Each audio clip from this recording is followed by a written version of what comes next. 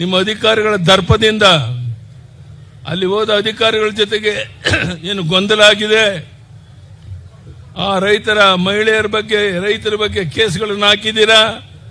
24 ಗಂಟೆಯಲ್ಲಿ ವಿತ್ಡ್ರಾ ಮಾಡಬೇಕು, ವಾಪಸ್ ತಗೊಳ್ಬೇಕು. ಇಲ್ಲದೆ ಇದ್ರೆ ಇದೇ ರೀತಿಯ ಹೋರಾಟ ರಾಜ್ಯದ ಎಲ್ಲ ಕಡೆ ನಡೆಯುತ್ತೆ. ಅದೆಷ್ಟು ಜನ ಬಂಧಿಸ್ತೀರಾ, ಅದೆಷ್ಟು ಜನ ಮೇಲೆ ಕೇಸ್ ಹಾಕ್ತೀರಾ ನಾವು ನೋಡ್ತೇವೆ. ಈ ರೀತಿಯ ದುಸ್ಸಾಹಸಕ್ಕೆ ನೀವು ಕೈ ಹಾಕಬೇಡಿ ಅಂತೇಳಿ ನಾನು ಈ ಸಂದರ್ಭದಲ್ಲಿ ಹೇಳಿ ಇಚ್ಛೆ ಪಡ್ತೇನೆ. ನಿಮ್ಮ ರಿಯಲ್ ಎಸ್ಟೇಟ್ ಲಾಭಕ್ಕಾಗಿ ಹೈಕಮಾಂಡ್ಗೆ ಕಪ್ಪ ಸಲ್ಲಿಸೋದಕ್ಕಾಗಿ ನಮ್ಮ ಬಡ ರೈತರನ್ನ ಒಕ್ಕಲೆಬ್ಸುವಂತ ನಿಮ್ಮ ಈ ಕೆಲಸ ಇದು ಸಾಧ್ಯನೇ ಇಲ್ಲ.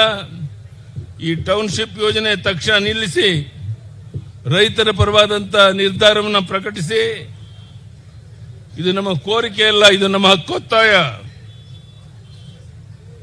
ಬೆಂಗಳೂರಿನ 2ನೇ ವಿಮಾನ ನಿಲ್ದಾಣವನ್ನ ತುಮಕೂರು ಭಾಗದಲ್ಲಿ ಮಾಡಿದ್ರೆ ಮಧ್ಯ ಮತ್ತು ಉತ್ತರ ಕರ್ನಾಟಕದ ಜನರಿಗೆ ಅನುಕೂಲ ಆಗುತ್ತೆ. ಅಲ್ಲಿ ಸರ್ಕಾರಿ ಜಮೀನು ಲಭ್ಯ ಇದೆ. ಆದರೆ ಈ ಕಾಂಗ್ರೆಸ್ ಸರ್ಕಾರ ಬೇಕಿರುವಂತಹದ್ದು ರಿಯಲ್ ಎಸ್ಟೇಟ್ ದಂಧೆಕೋರರ ಒಂದು ಹಿತರಕ್ಷಣೆಗಾಗಿ ವಿಮಾನ ನಿಲ್ದಾಣವನ್ನ ಕನಕಪುರಕ್ಕೆ ಕೊಂಡೊಯ್ಯೋದಕ್ಕೆ ನೀವು ಪ್ರಯತ್ನ ಮಾಡ್ತಾ ಇದ್ದೀರಿ. ಇದು ಯಾವುದೇ ಕಾರಣಕ್ಕೆ ಅದಕ್ಕೆ ಅವಕಾಶ ಕೊಡೋದಿಲ್ಲ. ಎಲ್ಲ ರೀತಿಯ ಹೋರಾಟಕ್ಕೆ ನಾವು ಸಿದ್ಧ ಇದ್ದೇವೆ, ಜನ ಸಿದ್ಧ ಇದ್ದಾರೆ. ಈ ರೀತಿಯ ದುಸ್ಸಾಹಸಕ್ಕೆ ನೀವು ಕೈ ಹಾಕಬೇಡಿ ಅಂತ ಒತ್ತಾಯವನ್ನು ಮಾಡ್ತಾ ಇದ್ದೇನೆ. ಈ ಕಾಂಗ್ರೆಸ್ ತುಷ್ಟೀಕರಣ ಎಷ್ಟು ಕೀಳು ಮಟ್ಟದ್ದು ಅಂದ್ರೆ ಇವರ ವೋಟ್ ಬ್ಯಾಂಕ್ ರಾಜಕೀಯಕ್ಕಾಗಿ ಅಕ್ರಮ ವಲಸೆಗಾರರಿಗೆ ಶಾಶ್ವತ ನಿವಾಸ ಪ್ರಮಾಣ ಪತ್ರ ನೀಡೋದಕ್ಕೆ ಹೊರಟಿದ್ದೀರಾ.